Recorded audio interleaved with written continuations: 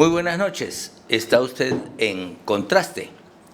Bien, hoy día hay mucho que comentar de política, sobre todo cuando la señora Keiko ha anunciado de que se atiene a los resultados de la segunda vuelta. Vale decir que hipotéticamente el resultado es pues a favor de don Pedro, ¿no? Don Peter. Esta noche está con nosotros la doctora Elena Pérez, el señor electo Ceballos y el doctor Marcos Ibaceta, quien cada uno desde su punto de vista va a analizar la situación política que se nos avecina, que es muy preocupante, porque hay unos que tiran para un lado y hay otros que tiran para otro lado. Hay unos que quieren admitir la derrota de Keiko y hay otros que no quieren admitirlo de ninguna manera. Y además, en este fin de semana hemos escuchado el prontuario de varios representantes de Perú Libre, no la biografía, sino el prontuario, porque tienen una gran cantidad están acusados de una gran cantidad de delitos cometidos por ellos. Y son los protagonistas de Perú Libre. Por ejemplo, el presidente de la Comisión de Bicentenario de Perú Libre es un señor que ha estado y está vinculado con el terrorismo. ¿Cómo podemos llegar a tal situación? Ese tema lo vamos a tratar de inmediato. Y vamos a comenzar por las damas, por supuesto. La doctora Elena Pérez nos va a dar su punto de vista sobre este tema.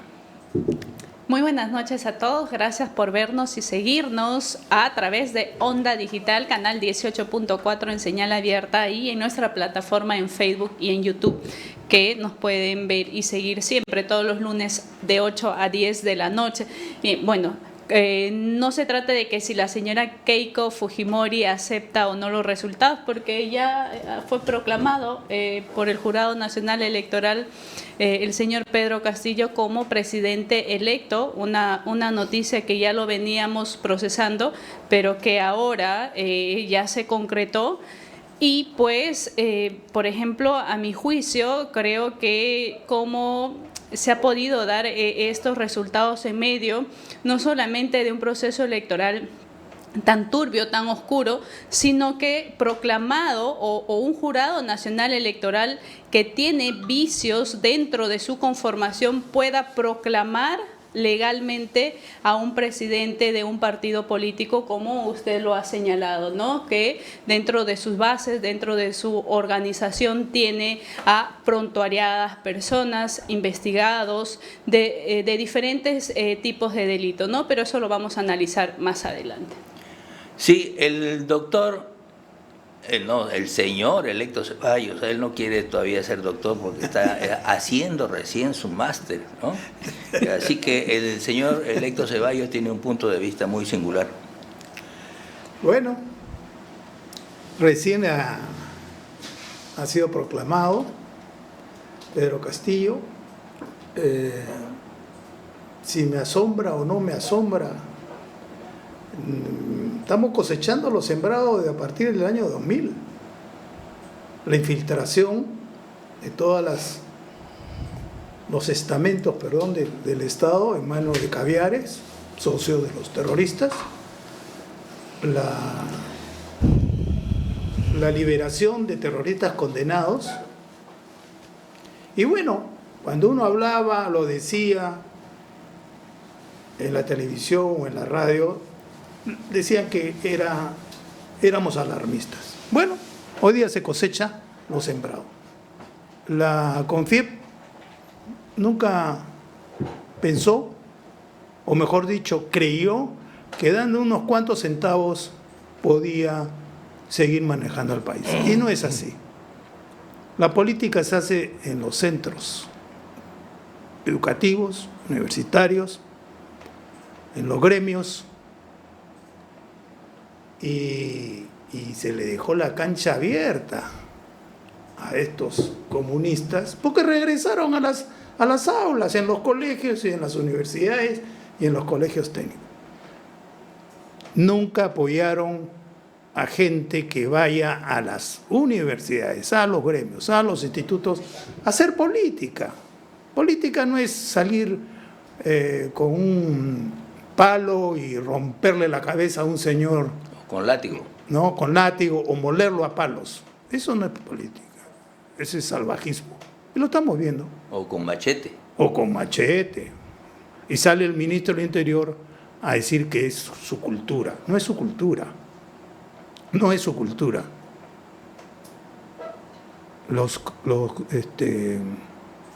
Esta gente... Los ronderos. Los ronderos ayudaron a la lucha antiterrorista. Fueron, apoyaron. Pero después el señor Paniagua desarmó todo esto, nunca más le pasó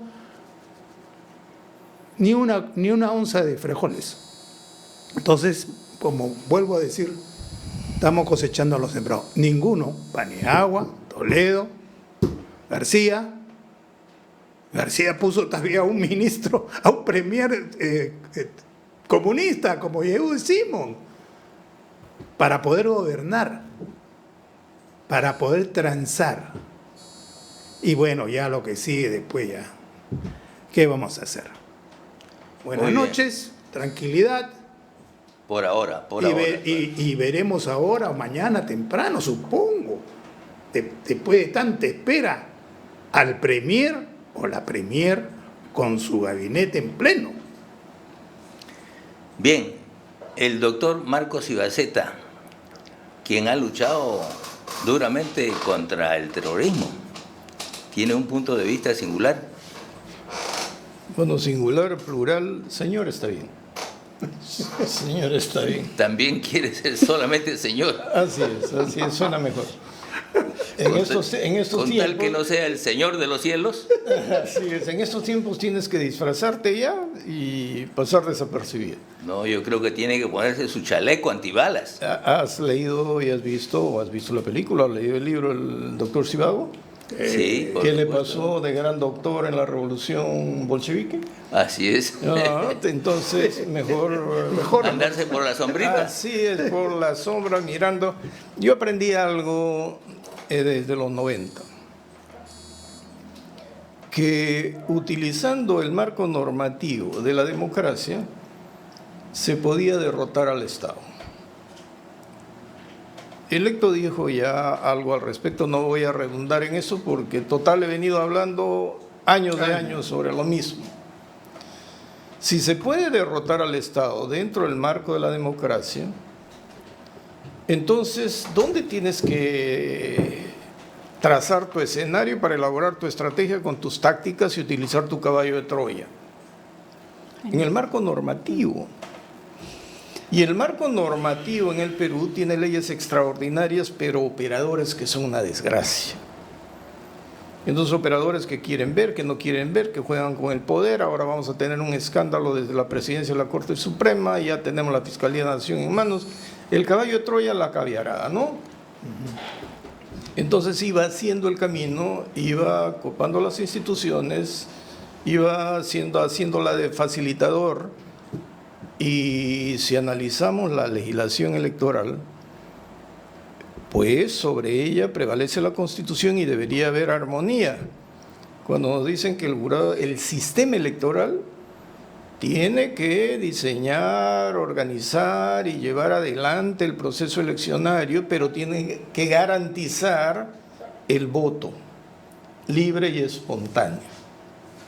Si tiene que garantizar el voto libre y espontáneo, se han dado discusiones tontas, decían, ¿dónde están aquellos a los que han falsificado su firma? ¿No? No han impugnado las actas. Y como no han impugnado las actas, el Jurado Electoral Especial, el Jurado Nacional de Elecciones dice, no. La pregunta era, ¿estamos hablando de intereses particulares o de grupo? ¿O estamos hablando de interés público, interés social, interés de la nación? Que obliga a la autoridad a actuar de oficio. ¿El delito qué cosa es? una agresión social.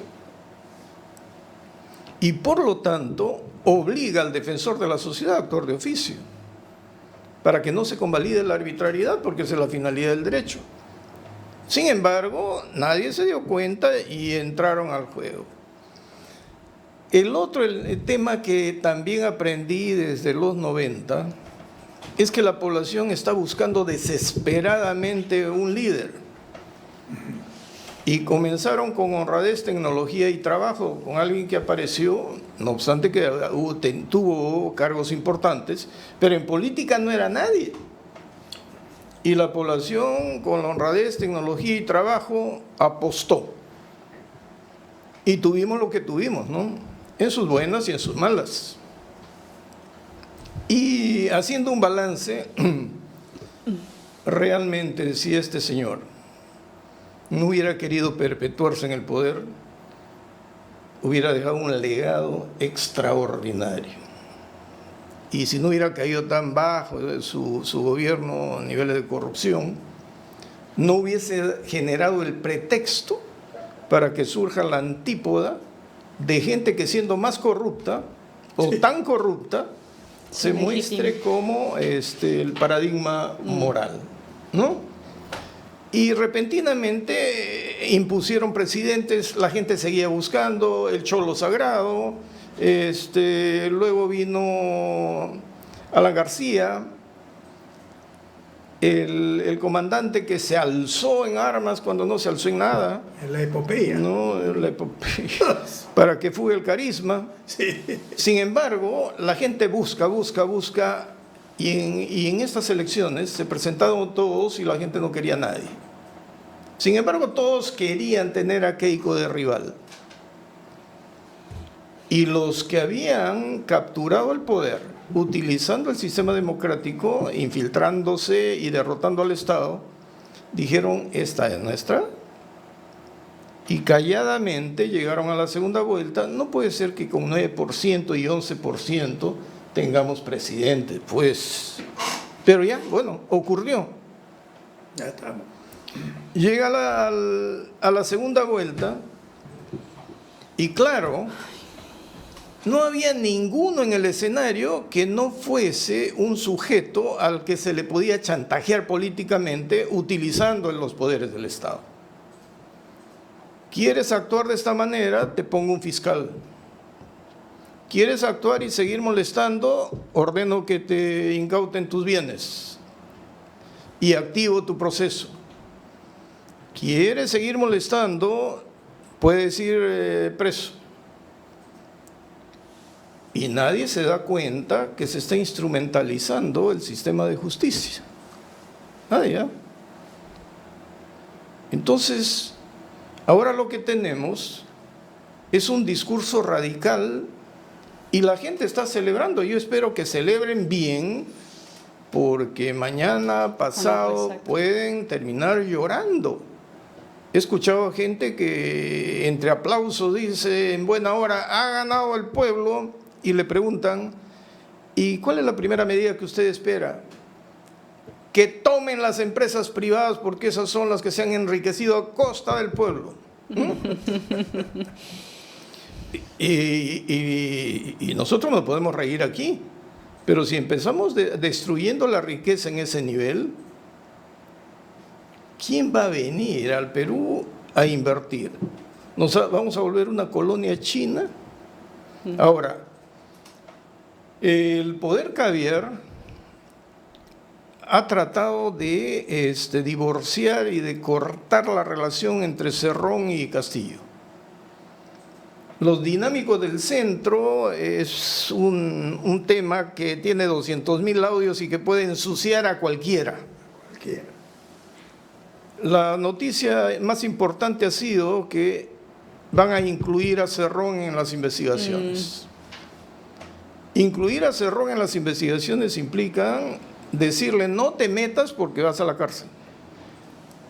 Y junto a ti se van todos los radicales. Así que nosotros le vamos a imponer el gabinete ministerial a Castillo. Pero Cerrón se dio a maña y se acercó a Castillo. Y a través de los Twitter decían que los invitados no se propasen, son invitados. Y que no se hagan ilusiones porque el poder lo tenemos nosotros y vamos a ser consecuentes. ¿Y cómo rebotó eso en el profesor Castillo? Que dijo, no especulen porque nada de lo que se dice es cierto. Y en este momento no sabemos cuál va a ser el rumbo político, económico, porque de eso depende nuestra estabilidad. Estamos sin gobierno en este momento, las cosas están subiendo de precio por todos lados y si hay alguna escasez, si hay alguna crisis, no sé cómo el profesor Castillo, si mantiene el ideario de Cerrón, las va a poder enfrentar, pero ahí lo voy a dejar. Sí, bueno, efectivamente estamos a 1 o 2 semanas que ha subido en forma extraordinaria el gas, el GLP, ha subido el aceite, ha subido el pollo y así sucesivamente una serie de productos de primera necesidad están ahora 1 sol, 2 soles o hasta el doble del costo del precio anterior. En consecuencia, este problema del mercado va a estallar en unos días, porque la gente no va a aceptar esos precios así muy elevados. Y tenemos enormes filas de automóviles esperando que haya gas. Este es un país ya que se parece a Venezuela. No hay gas y no hay una serie de elementos que el país necesita para caminar, para marchar, para andar. El dólar ha subido en forma rápida y extraordinaria. Creo que las circunstancias cada vez se tornan más difíciles. Su opinión, señorita Pérez. Como decía el doctor, vemos a mucha gente que está celebrando.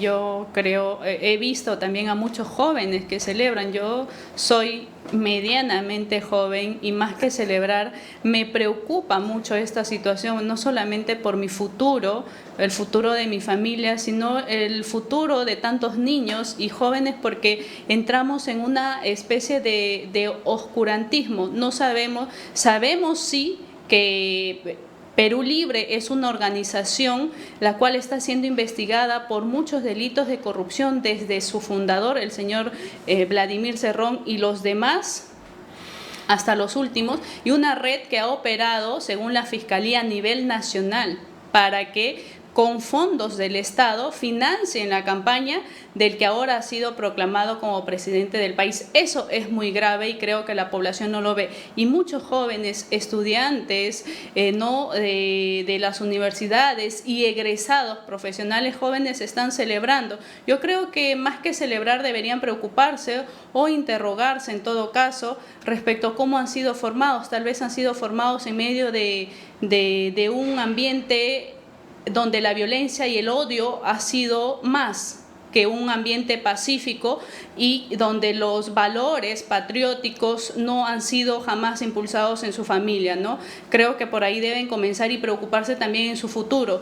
Pero también me llama mucho la atención respecto a las familias y a personas adultas que celebran este triunfo de un sector radical, por decirlo menos, en nuestro país. Y lo celebran así y yo veo que no tienen el mínimo reparo porque no les importa caer en la miseria más cruda solamente por entregar el Estado en manos de personas que no sabemos qué van a hacer de él, ¿no? Entonces creo que esas cosas a mí me preocupan bastante y creo que a todos y deberíamos estar más vigilantes que nunca de aquí en adelante. Efectivamente debemos estar vigilantes. Además hay que recordar que este triunfo del profesor Peter Castell no es una cosa así reciente y súbita, porque ya la izquierda ha tenido varios triunfos en el país y lamentablemente nosotros no lo hemos analizado, por ejemplo, el caso de Susana Villarán. Susana Villarán fue elegida con los votos del Partido Comunista del Perú y todas las izquierdas. Y después los gobiernos regionales. En los gobiernos regionales, por lo menos 7 presidentes de gobiernos regionales acusados de corrupción y de levantarse los recursos de esos gobiernos eran pues de la izquierda. Así que no nos sorprenda que hoy día estén que tengan un presidente hoy día, ¿no? Don electo, ¿cuál es su opinión sobre este tema? Bueno, mi opinión es muy sencilla. Pusiste el ejemplo de la señora Susana, la honrada, la de la chalina verde. De las manos limpias. Manos limpias. Y todavía se tomaban el pelo a ver si tienes algo en el bolsillo, no vamos a esto. Bueno, un fracaso. La prensa mermelera tapó. La señora está afuera. Estuvo detenida, sí, tiene nietos, tiene que cuidarlos. Pero lo preocupante ahora es lo que viene ya. Elegido el señor Castillo, todo el Perú quiere saber quiénes son los miembros de su gabinete. Pero como nos cuenta el doctor Ibaceta, don Marco, que hay un señor que dice que lo primero que tenemos que hacer es tomar las empresas privadas. Agrégale a ese llamado la constituyente, que no se va a hacer en un par de días, mientras se nombran a los delegados que van a ser nombrados por los comunistas. No va a venir ninguna inversión. Nadie va a meter plata. Los que tienen la plata metida acá se cruzarán de brazos y esperarán. Como han hecho en Bolivia, cuando modificaron los contratos, no invirtieron nunca más en perforar, y ahí está Bolivia con una deuda externa. Y hablando de deuda externa, hoy día he leído un artículo sobre nuestra deuda externa que no se habla ni se dice mucho. Amortizamos 2.500 millones y pagamos de intereses 15.000 millones. Ese es el manejo. La afinada de la deuda. ¿Quién va a reprogramar esa deuda? ¿Cómo van a refinanciar? Si van a tomar las empresas privadas, porque dice que son los que se han llevado la plata, y van a hacer una constituyente, ¿cómo vamos a enfrentar el problema? Estamos viendo Cuba y estamos viendo Venezuela y Nicaragua, la gente comiendo de la basura. Basura. No residuos, sino basura. ¿Y por qué estos países como Venezuela y Cuba tienen poblaciones que están comiendo realmente muy mal? Es sencillamente porque no pueden pagar las importaciones. El mundo está vendiendo lácteos, está vendiendo granos, está vendiendo todo, el mundo vende frutas, etc. Pero ¿quién puede enviarle un cargamento a Cuba o a Venezuela si sabe perfectamente que no le van a pagar porque no tiene recursos para hacerlo? Su opinión, doctor, sí. Señor Marcos Ibaceta. Creo que mi opinión la voy a poseer. Vamos al corte, Jalil, y muy bien. Al regresar estamos de nuevo con ustedes. Ok.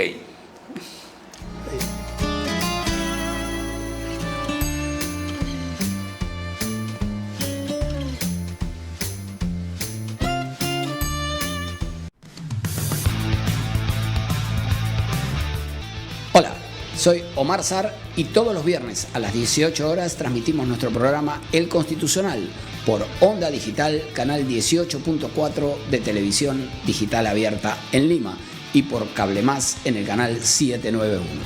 Pero también se transmite a través de nuestro Facebook Omar.Sar y de las plataformas de Facebook y de YouTube Onda Digital Perú. Ya sabes, El Constitucional, viernes, 18 horas. Te esperamos.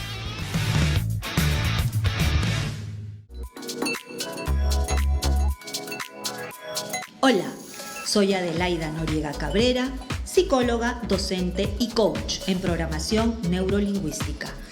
Este jueves a las 8 de la noche tienes una cita íntima conmigo por Onda Digital, canal 18.4 señal abierta y canal 791 de Cable Más. Asimismo por las redes sociales de Onda Digital Perú. No te olvides, este y todos los jueves a las 8 de la noche tienes una cita íntima conmigo.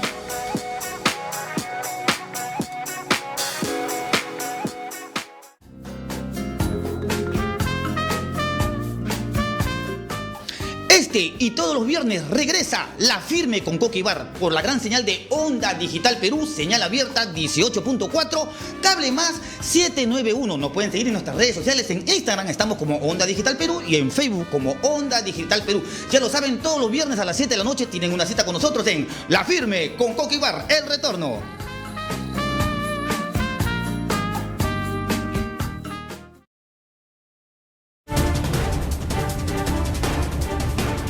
Los miércoles a las 9 de la noche estamos en Onda Digital TV 18.4 señal abierta y síguenos también en nuestra página web, en el Facebook y en YouTube. No te olvides de suscribirte y de marcar la campanita para estar en Lapsus todos los miércoles a las 9 de la noche.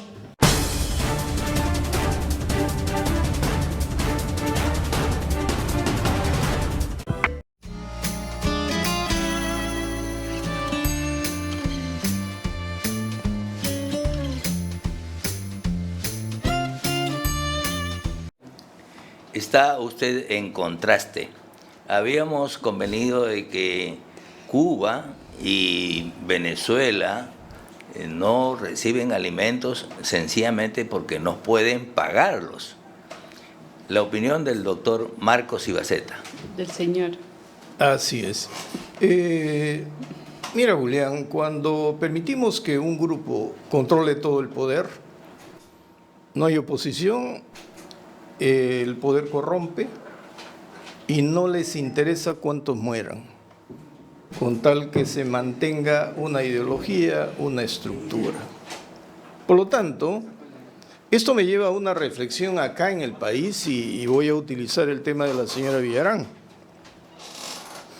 Como lo estaba haciendo todo tan mal, entonces la izquierda no es la octava maravilla del mundo, ¿no? La señora Villarán, siendo de izquierda, lo estaba haciendo todo tan mal que vino la revocatoria, ¿no? Y la lucha por el no. ¿Y en qué cayó la señora Villarán? Estiró la mano limpia para pedir plata a Odebrecht y Club de la Construcción y toda la cochinada que había. Y los peajes. Y se quedó allí y nos dejó enganchado con peajes y además de peajes, ¿qué más habrá? Y que no se persigue, ¿no? Porque los que la acompañaron en eso están libres, todos están tranquilitos, nadie los toca. En esta oportunidad se cometió un error en liderazgo, porque no lo tenemos, pues. Mientras la izquierda radical avanzaba, ellos son grupos que son muy compactos y tienen fuerzas de choque que te desarman a cualquier mayoría. Pero cuando salen las marchas, criticamos que salgan con velitas, que se vayan al rosario, mejor pues que se vistan de monjas o se vistan de... Bueno, aunque los sacerdotes en Cuba están más valientes que acá. Resulta que empezó una pelea en el control, nadie se percató que ya no era un tema Keiko versus Castillo, sino era un tema comunismo y anticomunismo, derecha e izquierda que se confrontaban en las calles. Sin embargo, no surgió un líder que unificara todas las tendencias. Y todos se lo endosaron a Keiko Fujimori. Los que salían a marchar no eran de Fuerza Popular, no eran keikistas, no eran fujimoristas. Y el liderazgo se lo dan a Keiko Fujimori sabiendo que es un liderazgo muy débil porque tiene procesos abiertos, amenaza de cárcel, amenaza de incautación, a su marido metiéndole en procesos judiciales. ¿Qué ha sucedido? Han cortado el liderazgo. Han cortado el liderazgo, no para ir a una rebelión, a una revolución, sino decir, nosotros somos oposición, la mitad del Perú somos oposición y te vamos a controlar para que no hagas lo que quieras y nos lleve a la situación de Cuba, de Nicaragua y de Venezuela, a donde puedes tú hacer lo que quieres si es que controlas todo el poder. No vas a controlar todo el poder porque nosotros te vamos a vigilar. No hay liderazgo y en este momento se va a desparramar ese racimo de gente en unidades fáciles de controlar por gente muy organizada a quien no le importa el marco jurídico. Porque cuando nos hablan de pueblo, pueblo y en favor del pueblo, todo va a ser una cuestión fáctica. Ya Vizcarra nos ha enganchado con lo fáctico. Y hay que hacer otro llamado, otra reflexión. ¿Cómo es que la izquierda ha logrado poner de su lado a todos los organismos supranacionales de defensa de los derechos humanos, a todas las ONGs de defensa de los derechos humanos, a toda la gente en el interior de los países que lo que hace la izquierda y hasta comete genocidios, nadie lo cuestiona? ¿Cómo es que han logrado que la Iglesia Católica, a través de sus obispos, apoyen esta ideología que es atea, contraria al cristianismo, y que el Papa le reviente castillos y platos y bombardas a los líderes chavistas? Y cuando ocurre lo de Cuba, el Papa no dice ni pío, se ha quedado callado. Por lo tanto, o estamos haciendo cristianismo, o el Papa está haciendo política, favoreciendo una ideología contraria al mensaje cristiano. Entonces la pregunta es, ¿qué está ocurriendo en el mundo? Ante esta falta de liderazgo, si el sector democrático no se organiza y tiene un nuevo líder y no se confunda como se ha confundido ahora, entonces los de la izquierda van a hacer lo que quieren. A partir de este momento tiene que construirse un nuevo liderazgo con una estructura de control del ejercicio del poder que comienza con el señor Castillo, que no sabemos quiénes van a ser sus ministros, pero sí conocemos su ideología y qué cosa es lo que quiere: empobrecer al país. Exactamente, qué cosa es lo que quiere el presidente, el futuro presidente. Y sobre todo, hay que recordarle de que no se gobierna con mentiras, que ya eso lo hemos sufrido y padecido en anteriores gobiernos. El señor Castillo nos ha venido mintiendo desde el primer día. Un día decía, vamos a hacer la reforma agraria, y el otro día siguiente decía, no hay nada de reforma agraria. Ahora ha reiterado de que va a hacer una reforma agraria, no sé a quién le va a quitar la tierra. Y así sucesivamente, una serie de ponencias suyas las ha desmentido y ha vuelto a ponerlas en agenda.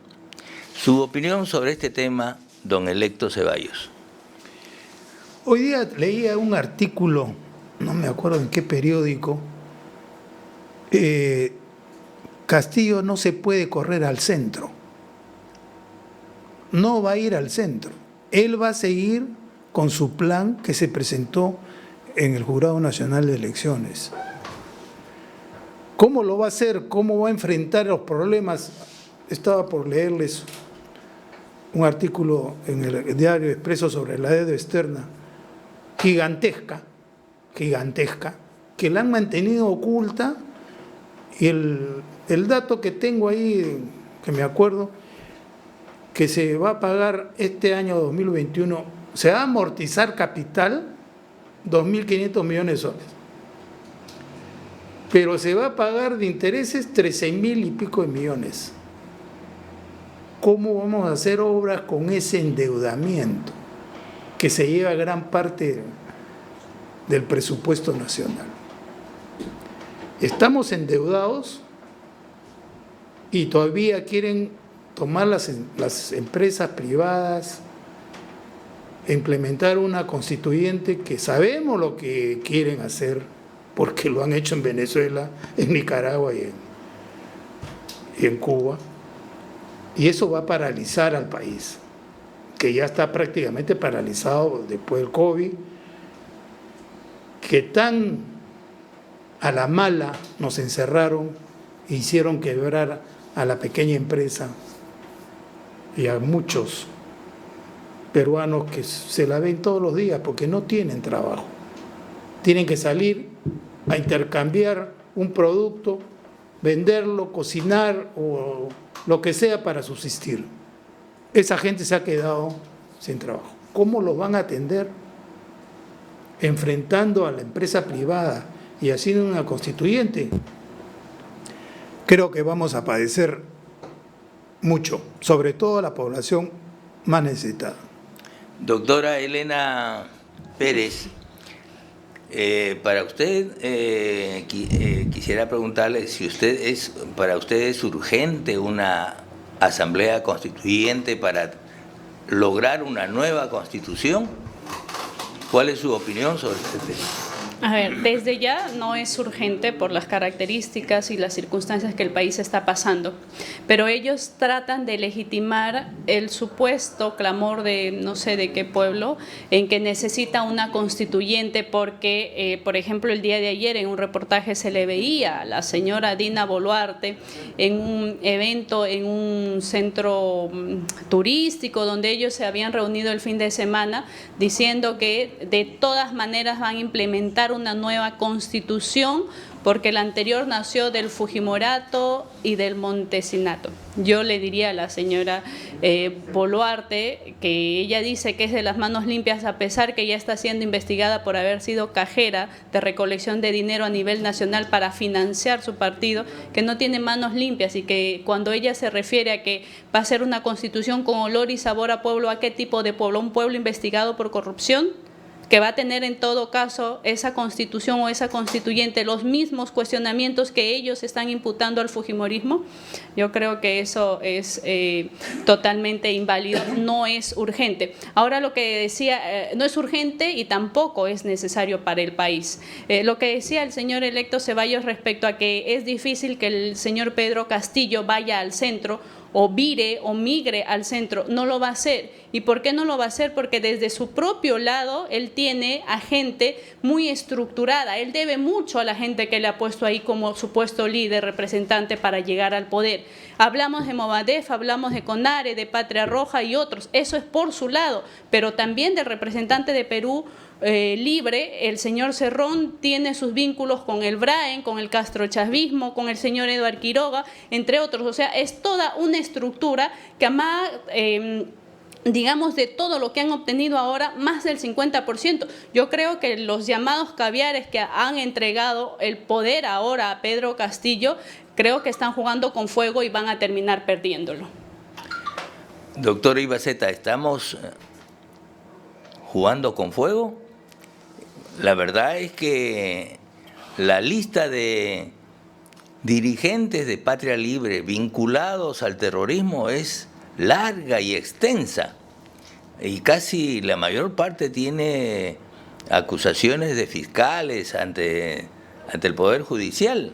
Solo que a nosotros nos sorprende, por ejemplo, por qué el señor Cerrón no fue incluido en la lista de acusados por la fiscal. La fiscal recién anoche ha dicho que puede ser que lo incluya, pero los demás sí están incluidos y el jefe de la organización no. ¿Qué le parece esto, señor? Bueno, tenía una condena, pues no podía estar en la plancha. A ver, decimos que no es urgente una constituyente. Tú me dices si estamos jugando con fuego. Yo no creo que estemos jugando con fuego porque ya nos hemos venido quemando y nos hemos acostumbrado al calor. O sea, no nos hemos dado cuenta. Y en esa unos se quemaban más, otros se quemaban menos, pero como había dinero y libre competencia, en fin, no se percataban que había otros que le estaban pasando mal. Por lo tanto, como ustedes han dicho, estamos cosechando lo que hemos dejado que crezca. Así que ya creció, pues. Ahora habría que calcular el tallo, ¿no? ¿Qué resistencia tiene? Porque mira, Julián, no quiero ser alarmista, pero así como está la Fiscalía, así como está el Poder Judicial, así como está el Jurado Nacional de Elecciones, si el señor Castillo se toma 6 meses y nos cuenta historias dulces y a la población la adormece con un populismo bien manejado, no sería nada raro que a través de un recurso de revisión dejen sin efecto la condena de Cerrón. Vamos a utilizar el mecanismo. Si dejan sin efecto la condena de Cerrón, el presidente del Consejo de Ministros sería el señor Cerrón. Como está la Fiscalía, ¿tú crees que no estarían en capacidad de paralizar las investigaciones contra los dinámicos del centro? Y no serían capaces de incentivar todo contra sus enemigos. Ahora, ¿desaparecerían el fujimorismo? La persecución contra el fujimorismo continuaría, porque escuché la declaración de la señora Keiko Fujimori. Era una voz muy débil, trémula. Tengo que aceptar porque soy demócrata, pero esto va a salir a la luz. Va a salir a la luz, pero ¿con qué organización, con qué estructura? Si se ha peleado con López Aliaga y no se pueden ver con los demás líderes de Acción Popular y los que se consideran demócratas. Y todo el mundo en el Perú juega al acomodo.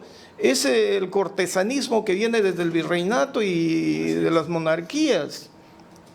Aquí todos se acomodan al poder. Entonces, ¿qué va a ocurrir? Lo que en algún momento queríamos hablar sobre la pobreza, ¿no? Que como no hay generación de riqueza en el interior del país, se generó la empleocracia. Es decir, el único lugar donde podías encontrar trabajo era en el sector público. ¿Eso se va a hacer?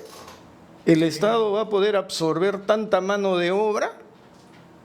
Yo no veo fácil las cosas, y que el sector radical, porque está condenado, porque está investigado. Si no tenemos institucionalidad, Julián, y como esta gente actúa fácticamente y en nombre del pueblo hace lo que quiere, si no tiene rivales y controles, van a tomar el poder por asalto.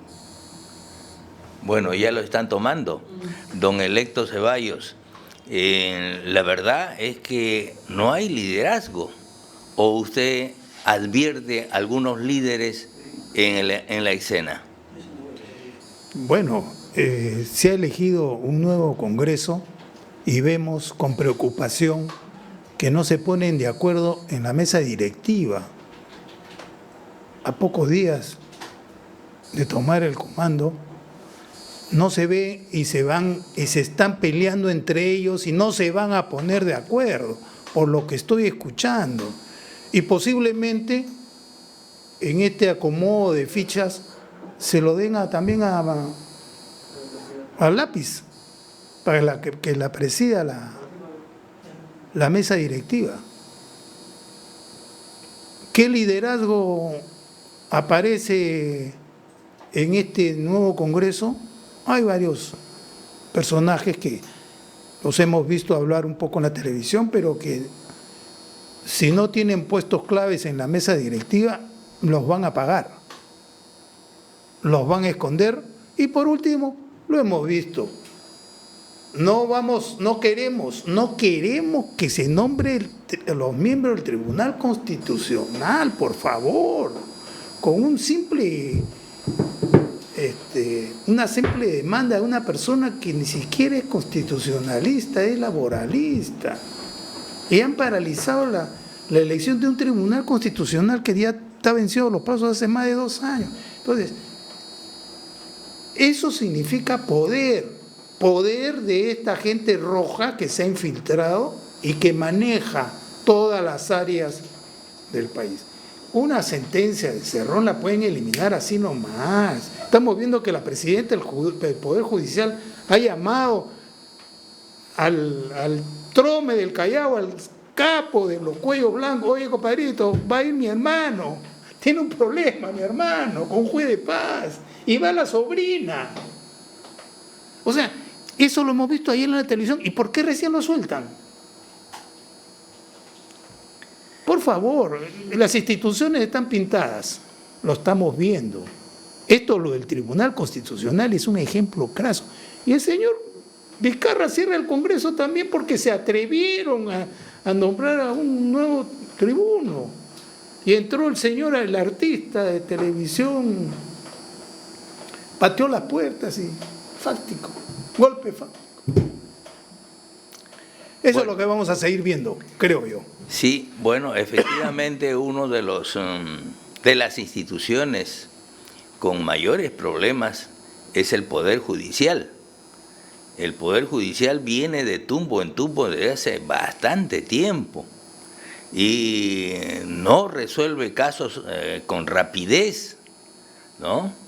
Es lento, pesado, arbitrario. Como tiene el, ¿cómo se llama ese término? El derecho de conciencia, el voto de conciencia, ¿no? Del Poder Judicial, los jueces. Eso es un decir, el criterio de conciencia. El criterio de conciencia. Pero el criterio de conciencia no es subjetividad. Claro, como tiene criterio de conciencia, entonces los jueces dicen, bueno, mi conciencia dice que hay que votar a favor o en contra de fulano y sutano, ¿no? Entonces, hasta ahí estamos mal. El Poder Judicial está profundamente en crisis. ¿Cuál es su opinión, señorita doctora Elena Pérez? Bien, respecto al criterio de conciencia, pues todo se ha malinterpretado porque el criterio de conciencia se fundamenta en hechos fácticos que deben ser, en todo caso, objeto de valoración, pero sobre un bien mayor, sobre la protección de un bien mayor de algo que se prevé, se va a cuidar en un futuro. O sea, no es un criterio de conciencia antojadizo o por intereses políticos particulares o de grupos cerrados, ¿no? Ese criterio de conciencia no sirve. Cuando hablaban respecto de la señora Elvia Barrios, la presidenta del Poder Judicial, es claro que ya de un tiempo en adelante, hace 5 años más o menos, toda la época vizcarrista o de este último quinquenio, se ha politizado demasiado las decisiones judiciales, las investigaciones dentro de la Fiscalía, el actuar de la propia Policía Nacional y de todos los demás organismos que confluyen para realizar investigaciones y luego llegar a la supuesta verdad, ¿no? Entonces, y hay muchos operadores dentro de estas instituciones que han normalizado que la investigación en la Fiscalía, las resoluciones del Poder Judicial y entre otros entes del Estado sean siempre decisiones enmarcadas en un interés político y lo comentan, lo dicen abiertamente de una manera que sorprende. Bueno, a mí me sorprende escuchar a muchas personas digamos, que esperaríamos un talante más inteligente, más probo, más locuaz y que vaya acorde con la función que están desempeñando. Escucharles así de buenas a primeras que dicen, pero ¿por qué te sorprende, Elena, si las decisiones del Poder Judicial, de la Fiscalía, siempre han sido políticas y por qué ahora cuestionarlas? O sea, siempre vamos a seguir en el problema, en el error, ¿y qué estás haciendo tú desde ese puesto para cambiarlas, ¿no? O sea, eso es totalmente, y lo de la señora Elvia Barrios es pues que hay un cierto sector que obedece a un grupo de la Fiscalía que probablemente el próximo año se va a decidir, el señor Pablo Sánchez puede volver a ser fiscal de la Nación y eso es más que seguro, ¿no? Y que por ahí maneja el grupo RPP y ellos que van filtrando información en base a los intereses políticos que el señor Pablo Sánchez sabemos a quién obedece, ¿no? Efectivamente, el Poder Judicial tiene una serie de objeciones. Ayer hemos visto en la televisión, por ejemplo, el caso de una congregación religiosa que recibe una propiedad para el beneficio de las personas de esa región, de esa parte del país, y encargan la administración a una señora religiosa de otro país, y viene con el tiempo Oyuquito, un acusado de narcotráfico, y utiliza todas sus influencias en el Poder Judicial y, por supuesto, a todos sus invasores para tomar la propiedad de esta congregación. ¿Cómo puede ser posible que el Poder Judicial deje que se cometa semejante atropello? Lo primero que debería hacer el Poder Judicial es agarrar a Oyuquito y, obviamente, procesarlo de acuerdo a lo que se merece, ¿no? Ustedes recordarán el caso de Hajduk, donde descubrieron una gran cantidad de bolsas llenas de cocaína, ¿no? Ese es el tema que está dando vuelta alrededor de Oyuquito y compañía. Su opinión sobre el tema, doctor Marcos Ibaceta. Tenemos 5 minutos para salir de comerciales. No, yo de Oyuquitos no hablo. Así que, porque con Cherqui ya estamos hartos, se repite lo mismo, ¿no? Porque el Poder Judicial es una especie de Oyuco con Cherqui. Mira, cuando yo estoy hablando de instrumentalización del sistema de justicia, nos paralizaron la elección del Colegio de Abogados, ¿eh? Una medida cautelar. Después no fue suficiente, 2 medidas cautelares. Está casi llegando a los 2 años y tanto, y no se resuelve el bendito proceso, y el Colegio de Abogados de Lima está a la deriva. No hay institucionalidad. Bueno, ya ensayaron allí, elección del Tribunal Constitucional. Una jueza dicta una medida cautelar y paraliza. Se apela a la medida cautelar. No sabemos cuándo ni cómo lo van a resolver. ¿Y en qué tiempo va a terminar ese bendito proceso? Porque va a llegar hasta el Tribunal Constitucional. ¿Quiénes están en el Tribunal Constitucional? O te arrodillas o te desaparezco. Creo que ese es el mensaje para la presidenta del Poder Judicial. O te arrodillas o te corto el cuello. Y a todos, porque algo tienen contra todos. Siempre hay algo por allí. Entonces, si pueden instrumentalizar el Poder Judicial y el Congreso, a través de sus comisiones, comienza a poner obstáculos para una asamblea constituyente, no vaya a ser que se inventen figuras jurídicas y terminen bloqueando todo y haciendo lo que quieren, activando el sistema electoral. Si te consiguen 10,000 firmas y dice, interprétese la Constitución. A ver, ¿qué aplicamos? ¿El artículo 31, 32 o aplicamos el 206, me parece? Mira, que nos parecería absurdo en este momento, con la opinión de todos los constitucionalistas. Pero por ahí va a aparecer 1 o 2 constitucionalistas que van a decir que sí es posible. Son caseritos. Que sí es posible, que si 10,000 personas lo piden, entonces el pueblo tiene el poder y convoquen a su asamblea constituyente. A partir de ahora, si no se aclaran las cosas, cualquier cosa puede ocurrir. Y creo que voy a cortar acá para ir al corte. Sí, efectivamente. Al corte del momento, sí. El tema se pone candente. Vamos a ir a una pausa comercial. Candela. Y estamos aquí nuevamente en Contraste.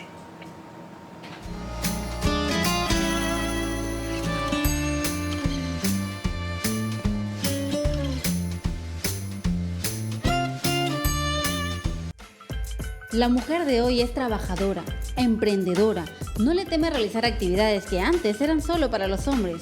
La mujer de hoy es mamá y eso conlleva una serie de actividades y oficios desde psicóloga, profesora, enfermera y demás actividades del hogar. La mujer de hoy es moderna, es femenina. Mujer de hoy, todos los miércoles a las 7 de la noche por la señal de Onda Digital.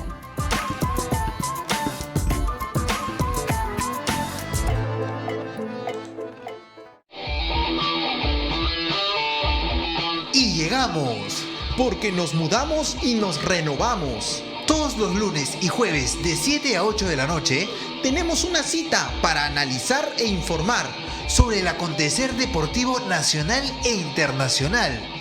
Esto es En Pelotas la Resurrección y lo verás solo aquí en Onda Digital.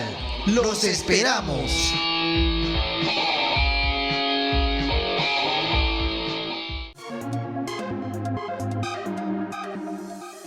Soy Elena Pérez Vargas y los invito a vernos todos los viernes a las 9 de la noche, Panorama Público, con las entrevistas a los especialistas en los temas relacionados al acontecer nacional e internacional. Todos los viernes, 9 de la noche, Panorama Público.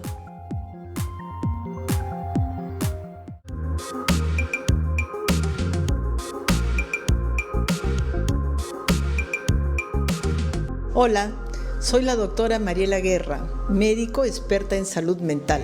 Y justamente pensando en tu mente es que todos los miércoles a las 8 de la noche estaremos desarrollando un programa que resolverá tus dudas, tus preguntas relacionadas a los diferentes tipos de problemas de la salud mental. Aquí en Onda Digital Perú, señal abierta 18.4, cable más 791. Puedes seguirnos en Instagram, Facebook, YouTube. Recuerda, todos los miércoles a las 8 de la noche tienes una cita con nosotros.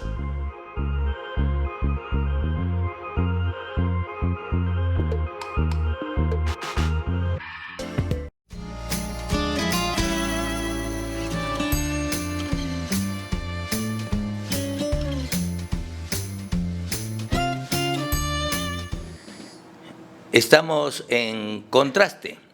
El doctor Marcos Ibaceta todavía tiene una opinión adicional a lo que venía explicándonos en torno al Poder Judicial.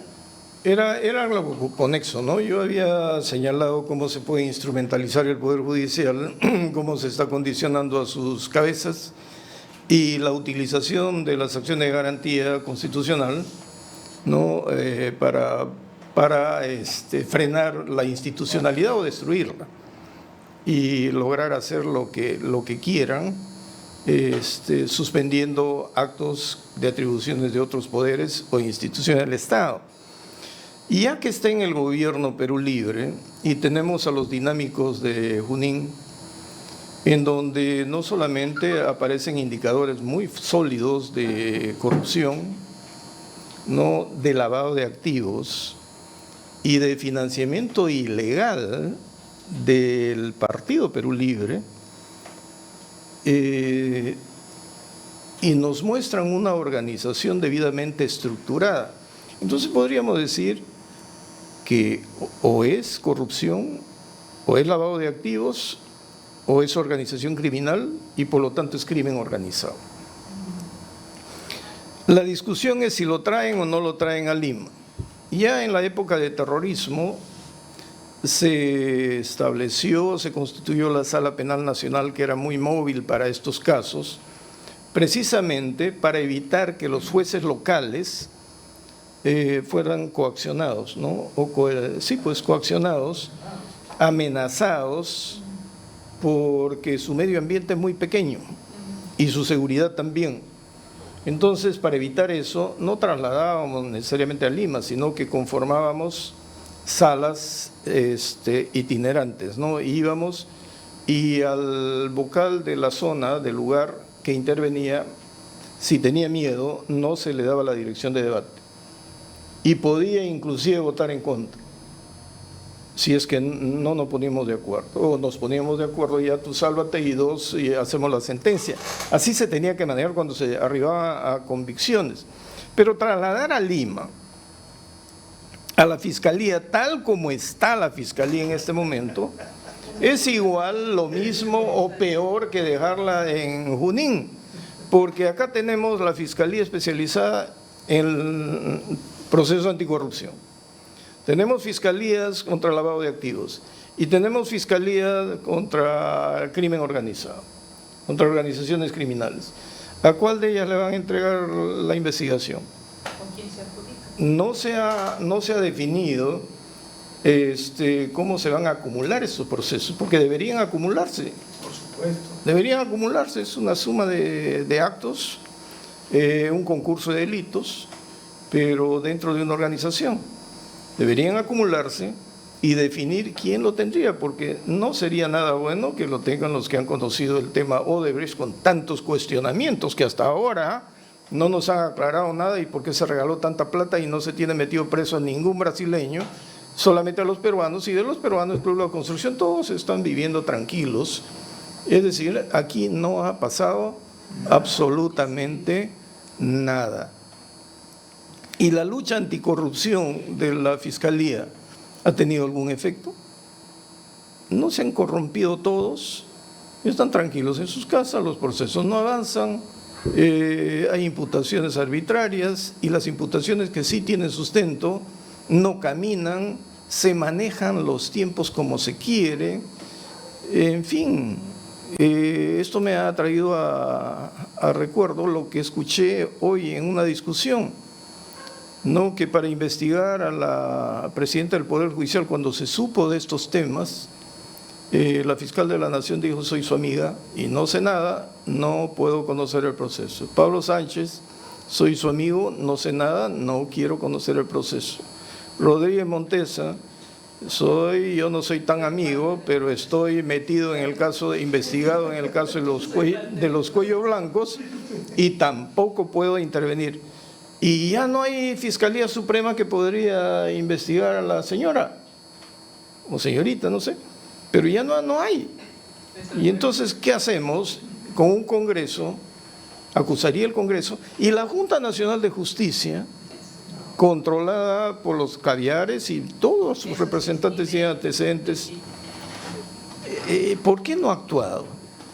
Porque mira con qué velocidad destituyeron a Chávarri, Gálvez, sancionaron solamente con 30 días a San Martín.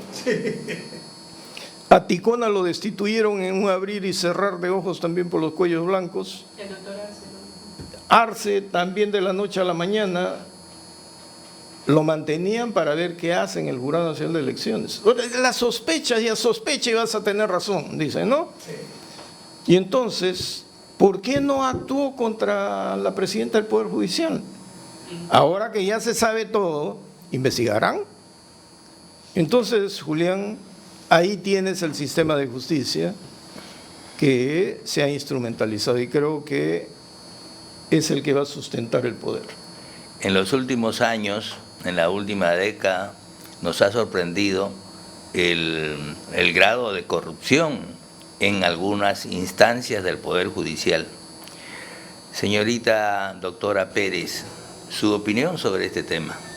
Sí, bueno, cuando el doctor Ibaceta dice respecto a que el Poder Judicial sustenta el poder, sustenta y ostenta el poder, porque mediante las resoluciones lo sustenta y ellos mismos sostentan, porque están manejando todo, en realidad, desde el Tribunal Constitucional hasta las fiscalías, en realidad hasta la Policía Nacional del país, porque hay muchos policías, comandantes, coroneles. Recordemos el coronel, el primer coronel que fue el que dirigía los operativos de Lavajato, el coronel Irving. ¿Dónde está ahora? ¿Qué está haciendo? ¿Cómo fue sacado? ¿Por qué ya no lo restituyeron en el cargo después del curso que hizo, cuando él quería de todas maneras ingresar nuevamente a dirigir la DIVIAC? ¿Por qué? Bueno, eso deben preguntarse. Y también hay muchos personajes que han servido de alfiles políticos en todas las instituciones para que estemos nosotros ahora en este escenario, ¿no?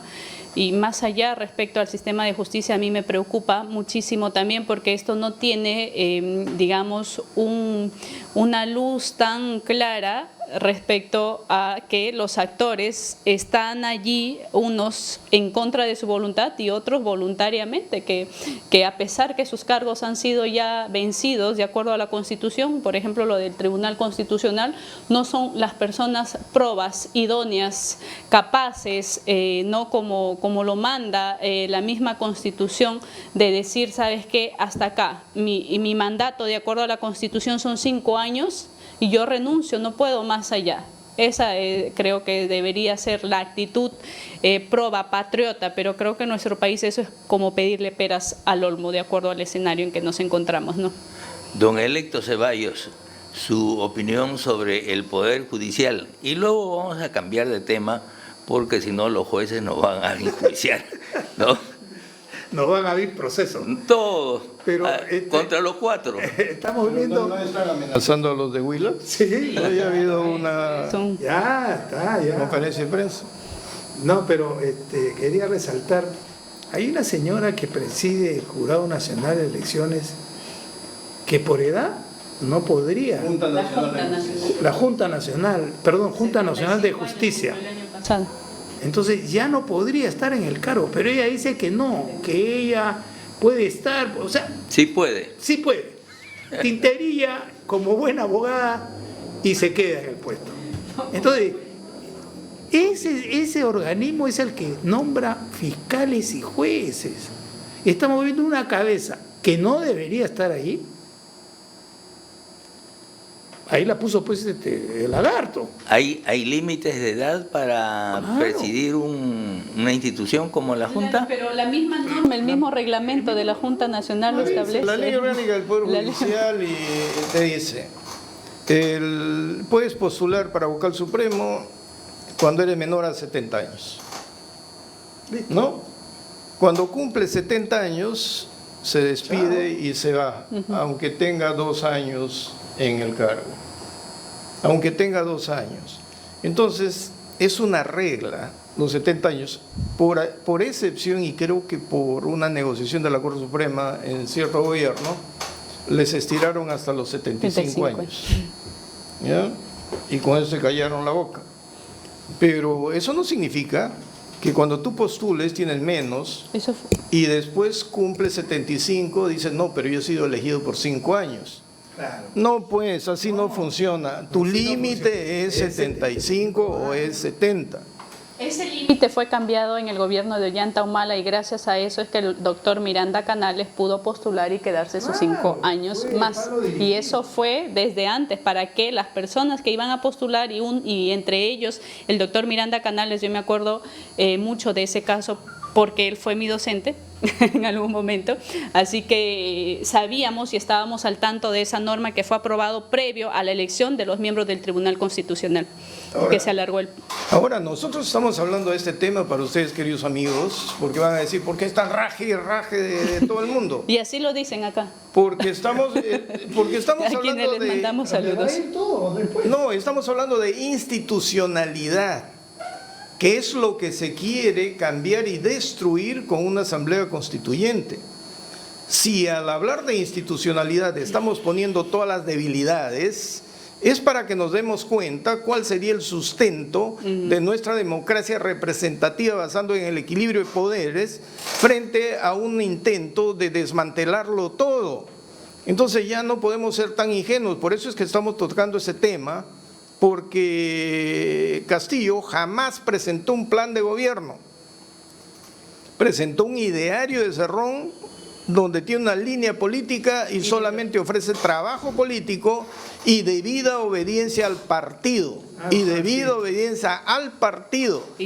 Y cuando elaboran su plan al bicentenario es un adefesio que no dice nada diferente a lo que aparece en el ideario. Por lo tanto, estamos hablando de acciones políticas para la consolidación, porque ya tienen el poder, la consolidación del poder con una ideología diferente. Ahora, si quieren, de acá podemos hablar de economía, porque como no hay plan de gobierno, sabe Dios qué barbaridades van a hacer. Bueno, efectivamente, qué barbaridades van a hacer. Estamos en el bicentenario. Según la historia, durante la celebración del centenario de la República, los países amigos, Italia, Estados Unidos, Argentina, Francia, nos obsequiaron edificios, pinacotecas, museos, etcétera, y por lo que yo veo ahora, todo está en silencio. Nadie quiere darnos ni los buenos días. Entonces, ¿cómo ve usted, don electo, este segundo el bicentenario, ¿no? Bueno, El primero fue con Leguía, que hizo grandes obras, muchas obras. Y como muy bien dice Julián, los países amigos nos regalaron una serie de monumentos que todavía los disfrutamos en el Perú. Todo el Paseo Colón, por ejemplo. Todo el Paseo Colón. Pero ahora pues tenemos pues una juventud, 2 muertos que los han nombrado no sé cuántos del Bicentenario. Entonces estamos agarrando figuritas como álbums de chicos, y este es un arroz con mango. Este es un arroz con mango.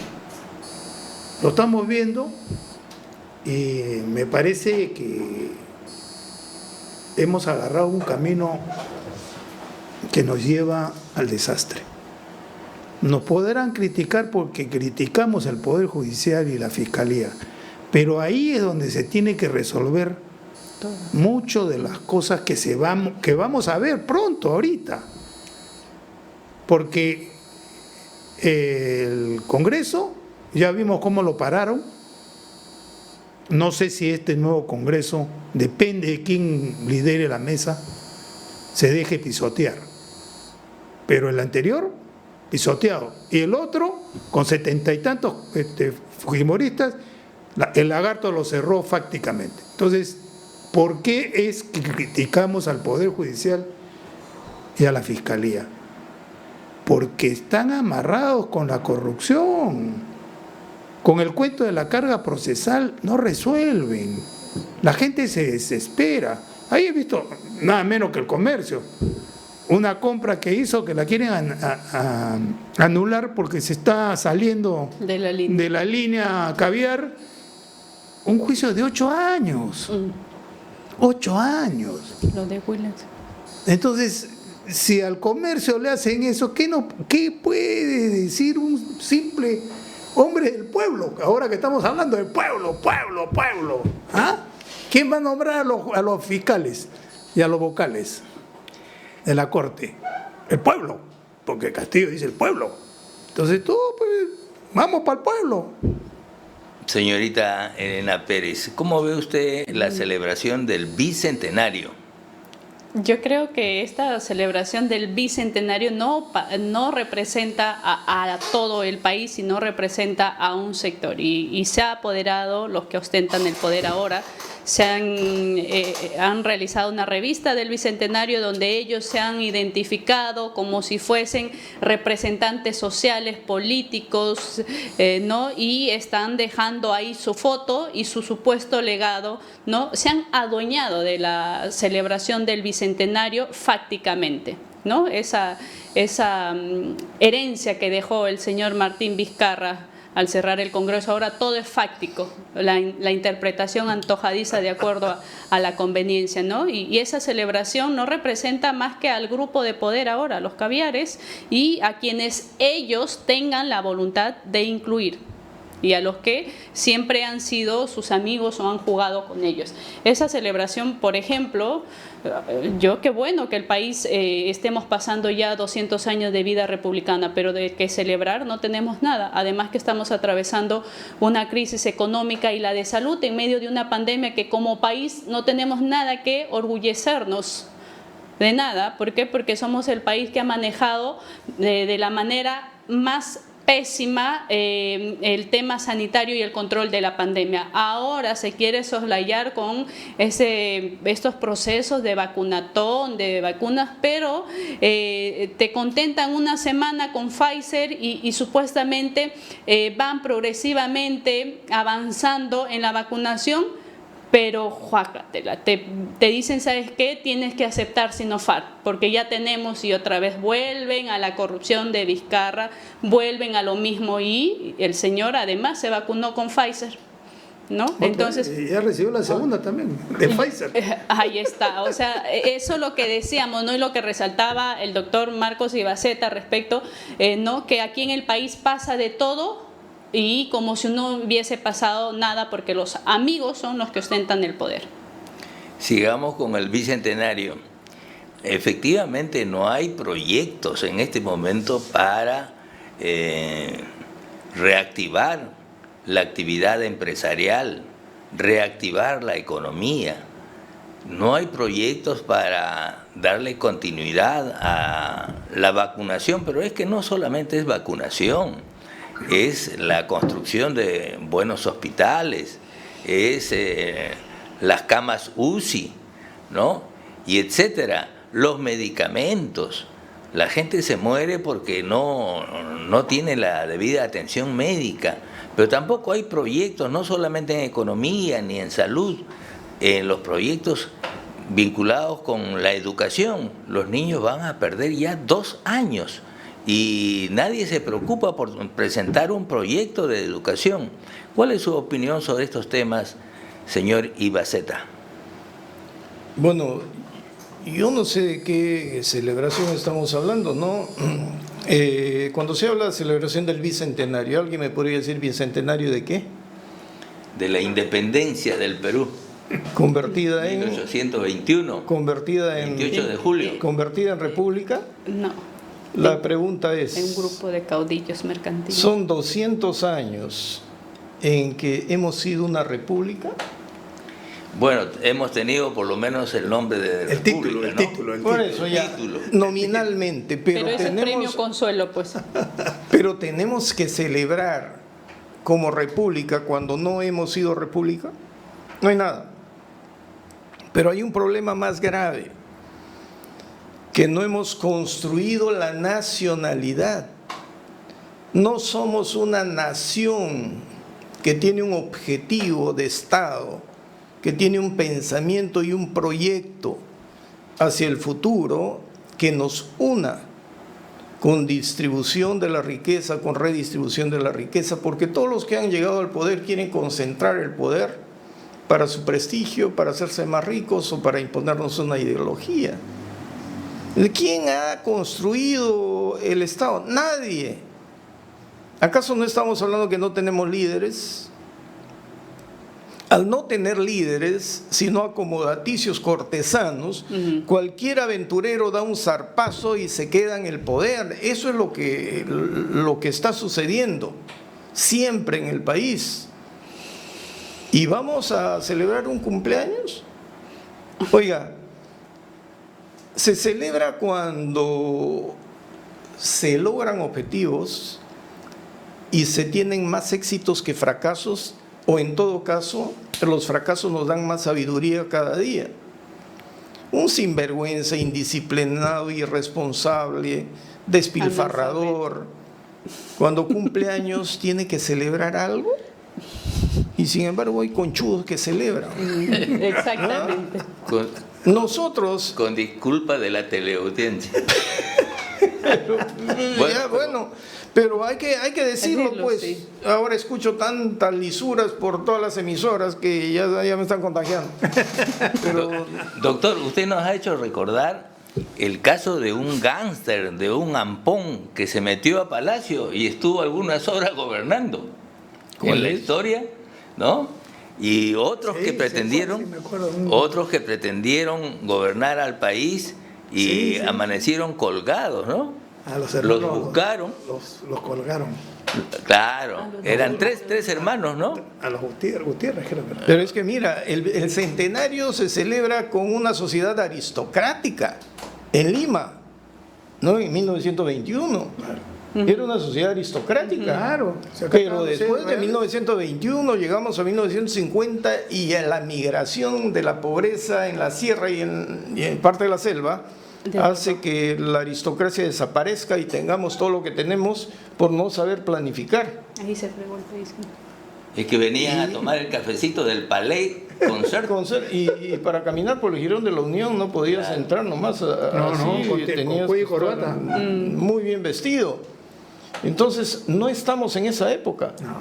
En el bicentenario tenemos a toda la pobreza en las grandes ciudades. En los cerros sobre todo. Y no hemos dado respuestas. Al no haber dado respuestas no es por falta de dinero, sino por la cantidad de sinvergüenzas de izquierda o derecha que siempre llegan al poder. Entonces, ¿qué vamos a celebrar en un país tan desunido, tan confrontado? donde a nadie le importa el otro. Así es, don electo, a nadie le importa al vecino. Acá nos acaban de informar la doctora Pérez de que ya hicieron su revista y se han puesto las fotografías de ellos, ¿no? Son los héroes, los próceres, los prohombres de la patria. ¿Podría darnos una mayor información, señorita Pérez, sobre ese tema? Porque luego viene el comentario de don electo sobre el tema. La revista del Bicentenario, ahí está. Tiene 158 páginas y darle más detalles sería que entren y lo busquen. Ya está publicada, revista del Bicentenario, 158 páginas. Ahí está. Pero si vamos más adelante todo está con una posverdad. Y lo que decía la señora Dina Boluarte, miente que algo queda. Todo está manipulado y si vamos al final van a ver a los personajes, a los actores que han puesto como referentes y cómo han distorsionado la historia del país. Ahí está, búsquenla como la revista del Bicentenario, 158 páginas tiene. Ahora les voy a compartir a ustedes luego.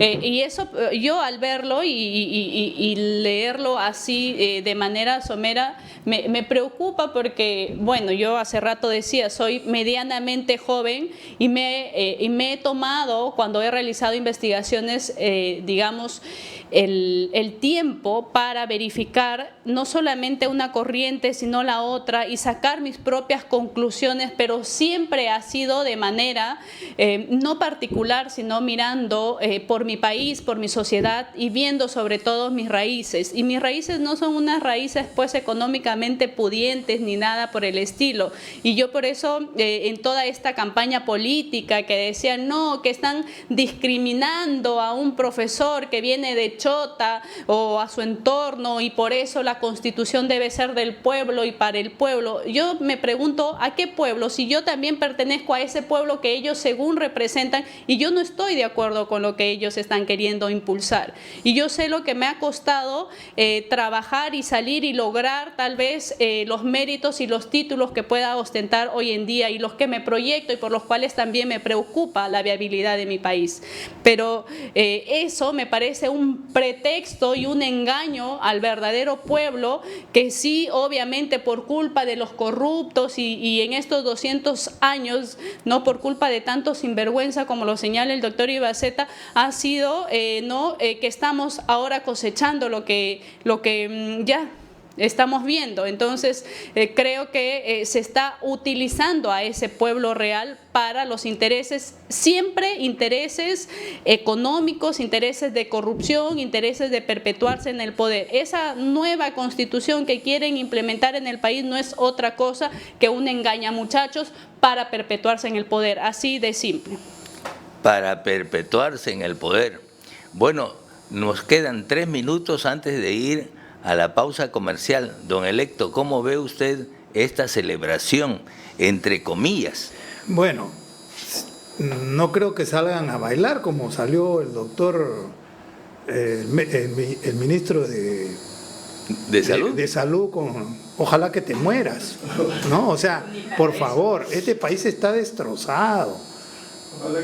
Hay más de 200.000 muertos. ¿Cuántos millones de peruanos han quedado sin trabajo? ¿Qué podemos festejar? La gente entusiasmada cuando el señor Toledo decía vamos a hacer la regionalización. ¿Qué fue la regionalización? A unos caciques en los diferentes departamentos que le dieron el título de regiones. Pero ya están llegando a Lima. Sí, pues, pero esos caciques ya están llegando a Lima.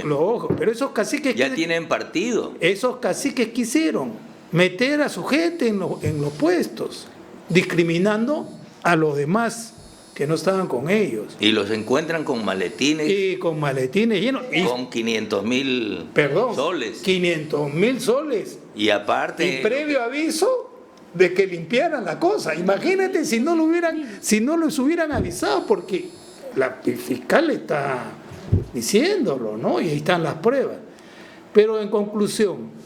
Aparte del milloncito, ¿no? Bueno, pues que el hombre no lo han querido, pobrecito. a Cerrón no le han querido pagar en Interbank. Esa fiscal es mala, le ha detenido más de 1.200.000 soles. Pero ya, que no sea un museo, que no sea una biblioteca. No, una piscina, pero por lo menos haber arreglado todos los colegios, ponerle agua y desagüe, que tengan luz, que tengan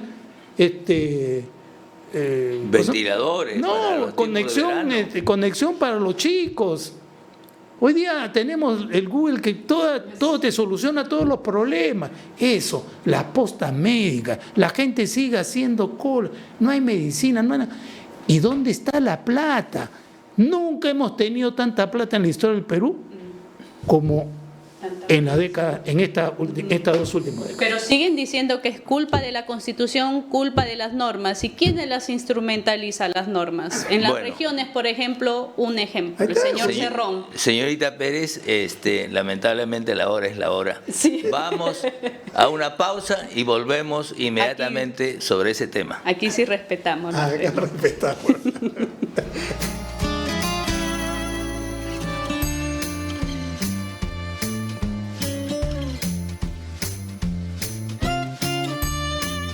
Hola, ¿has oído hablar de exportación o importación o sobre denominación de origen? ¿De los socios comerciales que Perú tiene? ¿Te interesa exportar productos no tradicionales o ser parte de una cadena de suministro? Soy Gloria Ramírez, profesional en comercio exterior, y he venido a despertar ese bichito exportador que llevas dentro. Y si eres de los que perseveran, este programa es para ti. Todos los martes a las 9 de la noche te invito a mi programa informativo en positivo Persevera Empresarial. Aquí, en Onda Digital, señal abierta, Lima 18.4 y Cable Más, canal 791. Y sus redes sociales en Facebook, Twitter e Instagram. También en mi página Persevera Empresarial Perú. Comparte nuestro link con familiares y amigos, incluso en el extranjero. Que todos sepan que no estás solo en tu emprendimiento. Nosotros estamos contigo. Ya sabes, los martes a las 9 de la noche en Onda Digital 18.4.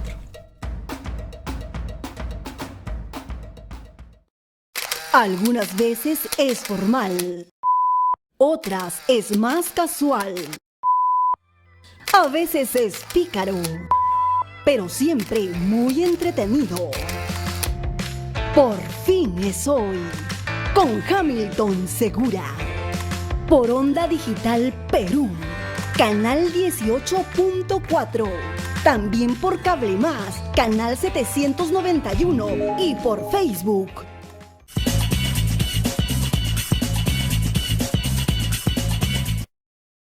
Recuerden que Sentido Común va todos los jueves a las 9 de la noche por Onda Digital, canal 18.4, señal abierta en Lima, y en paralelo también por nuestra página web, por Facebook y por YouTube.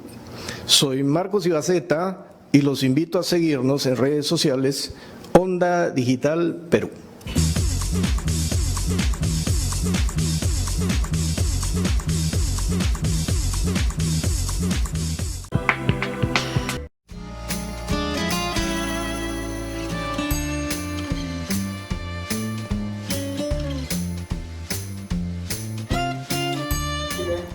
Está usted en Contraste, el programa de análisis político. Escuchemos la opinión del señor electo Ceballos. Bueno, estábamos hablando del Poder Judicial y ahora del Bicentenario. Quería repetir, más que hacer museos como el de la memoria, que es para ensalzar al terrorismo, han debido primero terminar con todo el servicio de agua y desagüe en los colegios, implementar y terminar las postas médicas. No digo hospitales, porque todos los hospitales que los presidentes de región han comenzado, ahí están botados. A medio hacer. A medio hacer, donde una obra que costaba 100 millones... ya van por más de 150 y no lo terminan. Entonces, eso es lo que tenemos que fijarnos, en pequeñas obras para satisfacer las necesidades del pueblo. Pedro, escucha, del pueblo. Esa gente que tiene que hacer cola desde las 5 de la mañana para que lo atiendan o le den un ticket, porque ni siquiera lo atienden, para que al día siguiente o entre 2 días lo atienda un médico. Y lo va a atender 5 minutos, máximo. Y no le va a entregar medicinas, tampoco, porque no hay. Y si se hace un examen, la máquina está malograda. Tiene que ir a un particular. Eso es lo que deberíamos estar celebrando en estos 200 años. Que todo esto esté operativo, funcionando y le den satisfacciones al pueblo. Porque el que tiene trabajo o el que tiene algo de dinero se va a una clínica particular, pero el pueblo no lo puede hacer. Entonces, recapacitemos, fijémonos en lo que se necesita y demos chamba al pueblo, arreglando, modificando, pintando estos colegios y estas postas médicas. Bien, don electo, hay muchas cosas por resolver en el país y usted ha puesto el dedo en la llaga, sobre todo en lo que concierne a colegios y a hospitales inconclusos.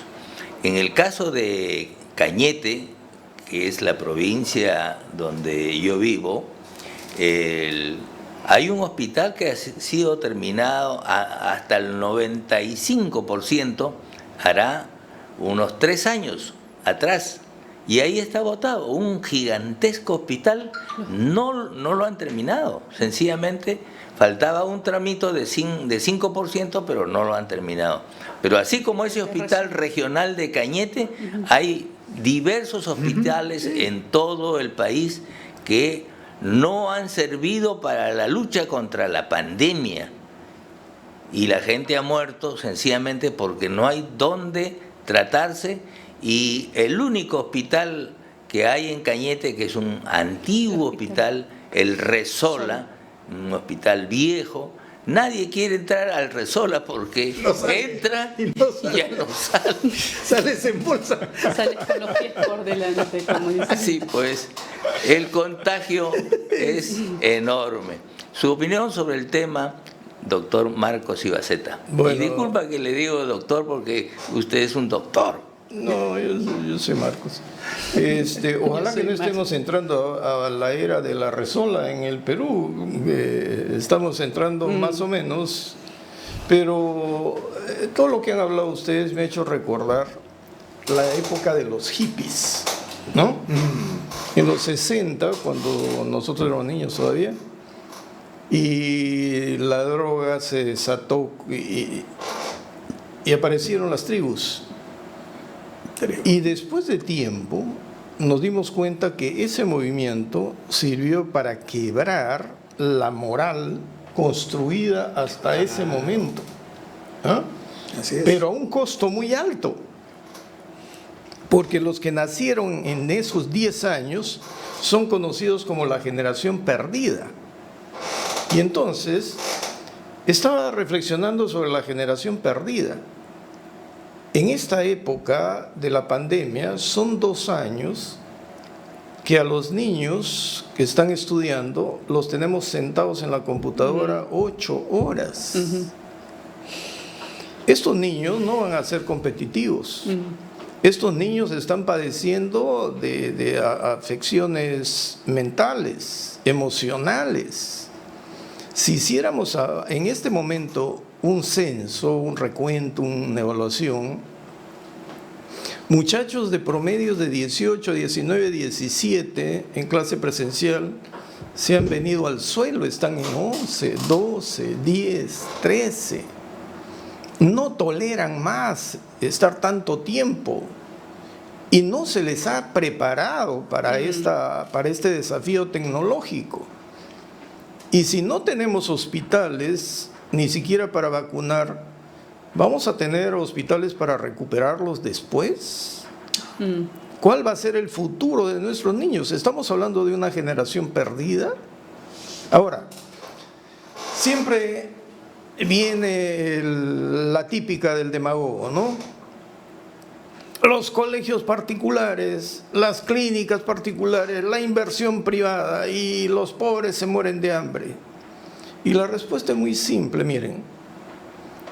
Si invirtiésemos bien el dinero, ¿qué nos importa la cantidad de colegios privados y lo que quieran cobrar? ¿Qué nos importa la cantidad de clínicas particulares y lo que quieran cobrar? ¿Qué nos importan los seguros con la cantidad de plata que cobran y que las clínicas se lo comen en una semana? O sea, el tener un seguro no significa que uno entra a la clínica y el seguro cubre todo. No. El desafío es que mientras más colegios privados, más calidad, más clínicas particulares, más calidad, el Estado tiene que construir y presentar más y mejores colegios que compitan y superen en calidad al privado. Mejores alternativas. Y entonces, claro, y con la calidad que ofrece la educación pública, todos van a preferir la educación pública frente a las clínicas particulares que inviertan lo que quieran. Pero si el Estado invertiría en hospitales, postas de altísima calidad, compiten mejor. ¿Y la gente a dónde va a ir? ¿A la clínica privada? No, va a ir al servicio público. ¿Pero qué tenemos en el servicio público? Y eso que tenemos algunos buenos hospitales, ¿ah? El Almenara, el Rebagliati, saturados. Para tener una cita, 2, 3 meses, y ya se murió uno, pues. Tienen los mejores equipos, tienen en equipos una mejor tecnología que los equipos que tienen las clínicas. Sí. Y tienen mayores quirófanos. Y tienen mejores médicos, porque todos los médicos de las clínicas son los que vienen a los hospitales públicos. Así es. Entonces, ¿qué tiene que hacer el Estado? Competir en el servicio de salud y de educación con el servicio privado en salud y en educación y ofrecerle uno mejor, no la mediocridad.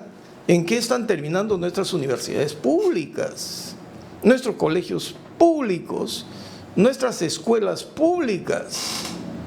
Entonces, si no nos preocupamos por eso, entonces eliminemos la educación privada y como tenemos mediocridad en el sector público, ¿qué muchachos competitivos vamos a tener? Y si no tenemos muchachos competitivos, intelectuales competitivos, ¿qué competitividad va a tener el país en el mercado internacional? Entonces no podemos estar diciendo lo privado, hay que destruir lo privado. No, hay que decir cómo hacemos para que el Estado le compita al privado y ofrezca mejores servicios. Y le obligue a bajar los precios. Claro, porque es lógico, No la hay ley de la oferta y la demanda, que ellos dicen que van a controlar la ley de la oferta y la demanda con una economía popular de mercado, ¿eso qué será? Van a controlar la ley de oferta y demanda. Ay, bueno, ojalá que no vayan a controlar otras leyes como la de Newton, ¿no? ¿No? Entonces las manzanas ya no van a caer al suelo, sino van a ir al revés, hacia arriba. Bueno, me ha hecho recordar el doctor Ibaceta un poco de mi tiempo, cuando el señor Manuel Odría, el general Manuel Odría, decidió construir una serie de colegios de primer nivel en Lima y en algunas provincias. Y además contratar a profesores de muy elevada calidad. Casi todos los profesores eran autores de 1, 2, 3, 4 libros, ¿no? No solamente para la enseñanza, sino para la lectura. Y creo que don Electo Ceballos también recuerda esa etapa en la que nosotros los estudiantes de los colegios, de las grandes unidades escolares, teníamos pues facilidades de consultar porque el autor del libro era tu profesor. Así es. Y además, yo recuerdo claramente que en esa época también se brindaba alimentación a los alumnos. ¿Por qué lo recuerdo? Porque yo he protagonizado, yo he consumido los alimentos de primera calidad ahí en la gran unidad escolar Pedro Alabarte. No sé cómo ve usted esa etapa que me parece importante e interesante recordar en estas circunstancias, señor electo Ceballos. El famoso Odría y Doña María hicieron colegios, hicieron ministerios, hicieron hospitales, hicieron Huampaní, que creo que la otra vez lo conté. Mi madre, directora de un colegio fiscal, todo pagado, claro, después se lo iban descontando, pero el Estadio Nacional. El Estadio Nacional, pero fuimos a Huampaní a gozar todo un toda una semana. Era una ciudadela. Un desarrollo 5 estrellas, piscina, comida de primer nivel, actuaciones de los muchachos profesionales. Lindo. Eso se debió seguir copiando. No se copió. El señor Belaúnde tuvo sus ideas, su marginal, estaba en las nubes, primer gobierno y el segundo gobierno peor que el primero. Esas cosas buenas se han ocultado. Los nuevos presidentes que han entrado, lo de atrás es pésimo. Yo, en mi colegio que era particular, nos regalaban una vez a la semana unos vasos de chocolate, no me acuerdo cómo se llamaba este producto, que lo estaban introduciendo. Pero en todos los colegios nacionales, nosotros estábamos cerca del colegio 2 de Mayo y después en el Recoleta, en el gran colegio Guadalupe, donde también hacíamos la vacacional. Profesores de primer nivel. Muy bien dicho por ti. Profesores que uno disfrutaba la clase, eran cátedras. No eran paporreteros, te hacían pensar, leer e interpretar lo que... Esa era la prueba, cómo interpretaba lo que había leído prácticamente. No pedían licencia por varias semanas. No, el señor tiene 7 años de licencia. No, eran profesores. Eran maestros. Maestros, y siempre recuerdo a mi madre y por eso siempre lo pongo. Por ejemplo, había uno que se llamaba Jorge Puccinelli, autor de un libro de literatura y de castellano. Jorge Puccinelli. No, a mí en los maristas Callao me enseñó un doctor García. No era Alan. Primero, segundo y tercero. Le decíamos manguerón porque era una persona de 1,90 m. Nos enseñó primero, segundo y tercero y medio. Nos enseñó a hacer sinopsis, resúmenes de los textos. Era un maestro y después me lo he encontrado en la vida, muchas veces en el Poder Judicial, y me acercaba a saludarlo y agradecerle. ¿Tú eres Ceballos?, me decía. Sí, doctor. ¿Cuál? Electo, sí, el cuarto de 5. Sí, me decía. Y le agradecía públicamente la enseñanza de ese gran maestro. Lo recuerdo, un gran maestro. Bien, también queremos conocer las aprehensiones que haya tenido la doctora Pérez, ¿no? En su etapa de enseñanza, si hay algo salvable, ¿no?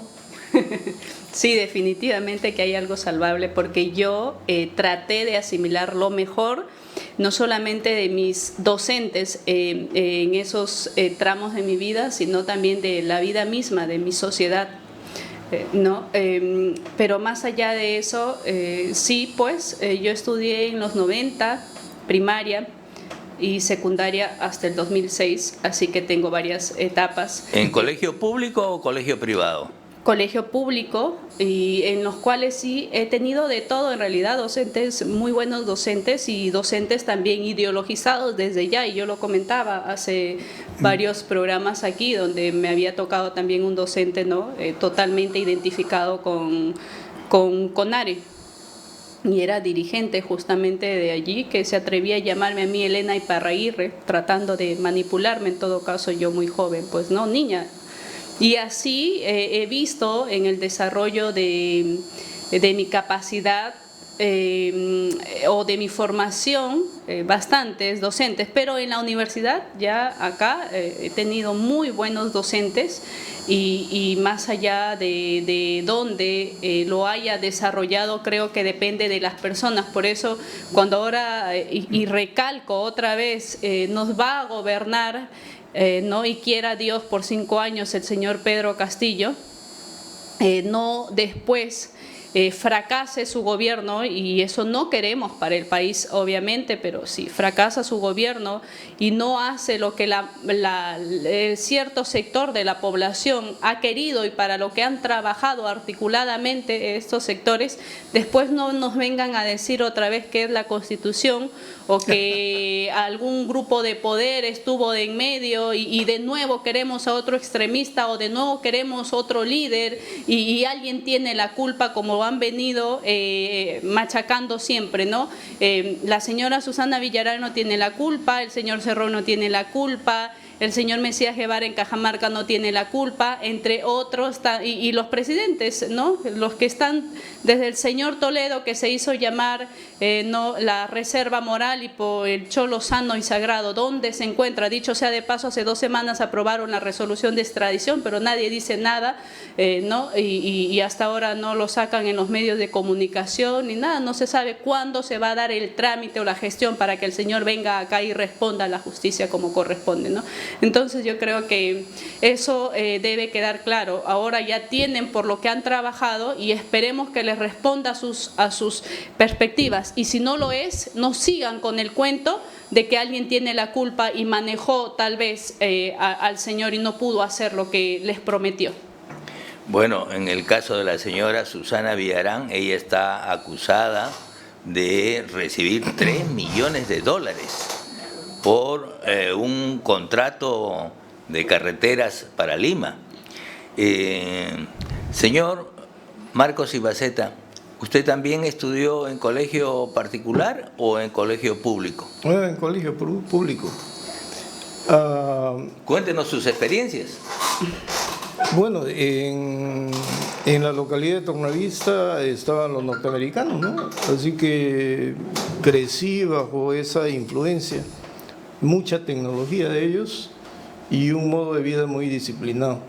Y en Pucallpa el Estado, les conté que no tenía dinero y entregó al colegio la Gran Unidad Faustino Maldonado, que les conté la historia también, que Faustino Maldonado era un tipo que se preocupaba por la educación y que murió en Madre de Dios. Por eso Madre de Dios tiene como capital Puerto Maldonado, que es el Faustino Maldonado, el colegio. Y le entregaron a los padres misioneros extranjeros de Quebec, así que nos enseñaron y nos transmitieron toda la influencia cultural y el método educativo francés, canadiense de Quebec. Y aquí viene la reflexión. Teníamos buenos profesores. Conversando con un amigo me recordaba que él en el Leoncio Prado también tenía como profesores a los autores de todos los libros que nosotros utilizábamos como textos escolares. La imprenta de Leoncio Prado. La imprenta de Leoncio Prado, pues entonces ahí estaban los profesores. Claro. Y hay algo que se empezó a perder: las ganas de soñar en grande, ¿no? Ganas de soñar en grande. Y las ganas de soñar venía de la mano con la disciplina. En la primaria sí abusaban del castigo corporal, nos daban de alma, ¿no? Pero en la secundaria ya era menos, pero igualito te daban una cachetada si te portabas mal. Y tenías que estudiar, pues, porque si no sabías también te pateaban. Te daban tu calentado. Pero ya, eliminando el castigo corporal, se quitó la disciplina individual y no se introdujo en el sujeto una noción de orden hacia sus objetivos. Así como te enseñaban a interpretar un texto, también te tenían que proyectar hacia tu objetivo de vida con una disciplina personal, diciendo: si no tienes disciplina, nada te va a salir bien, porque la tecnología no te va a ayudar. ni todo lo que te den te va a ayudar. Como dicen los japoneses, primero es la disciplina, el modo de actuar. Pero han quebrado la disciplina en lo escolarizado y luego nos han quebrado o quieren quebrar la disciplina en la casa. Así es. Y entonces el chico comienza a hacer lo que le da la gana, comienza a creer que tiene derecho a todo, y los papás le empiezan a dar y no tienen idea de país, no tienen idea de responsabilidad individual, no tienen idea de responsabilidad social, no tienen idea de nada. Pero eso sí, se ponen en la computadora mañana, tarde y noche. Y se convierten en ludópatas. Tengan cuidado con sus chicos. Si paran mucho tiempo en la computadora, hay un altísimo nivel de ludópatas. Les gusta el juego y compiten a nivel mundial. Ahora sí. Y a veces apuestan. ¿Sí? Y cuando apuestan, el acreedor puede hacerle daño para cobrar lo que deben. Pero así estamos. Sí, pues han habido una serie de jóvenes que sus padres han tenido que llevarlos al psicólogo, al psiquiatra, para que sean atendidos, porque mañana, tarde y noche dedicarse a los juegos en computadora realmente es, digamos, se ha perdido pues el respeto al hogar, a la disciplina del padre y de la madre, que ya no pueden dominar a ese joven, a ese niño, ¿no? ¿Cuál es su opinión sobre este tema, señor Ceballos? Bueno, los padres tienen que siempre supervisar la educación. No es que el profesor o el colegio, porque para eso pago o para eso está. Los padres tienen que supervisar la educación y estar atentos, porque puede llegar el señor o la señora de trabajar y que los chicos sigan haciendo lo que quieran. No, tienen que conversar, intercambiar ideas. Yo siempre he contado, mi madre profesora, mi padre no tenía carrera, pero trabajaba y llegaba tarde. Mi mamá siempre supervisando. Éramos 5 hombres. Y teníamos, gracias a Dios, barrio. Nosotros salíamos y nos encontrábamos con amigas, amigos y paramos en barrio. Y la educación era muy pareja porque había gente que estudiaba en el colegio 2 de Mayo, que era colegio nacional, y competíamos en matemáticas, en castellano, en una serie parte de la vida era competir entre nosotros, ¿no? Y bueno, esa es nuestra niñez, eso es lo que se ha perdido, y ahora pues estos chicos que están encerrados por una pandemia, ¿cómo le dice que no jueguen o se entretengan cuando están metidos todo el día en la máquina? Por eso los padres, madre y padre, tienen que supervisar lo que están recibiendo los niños y ya jóvenes, porque les pueden hacer mucho daño, como dice.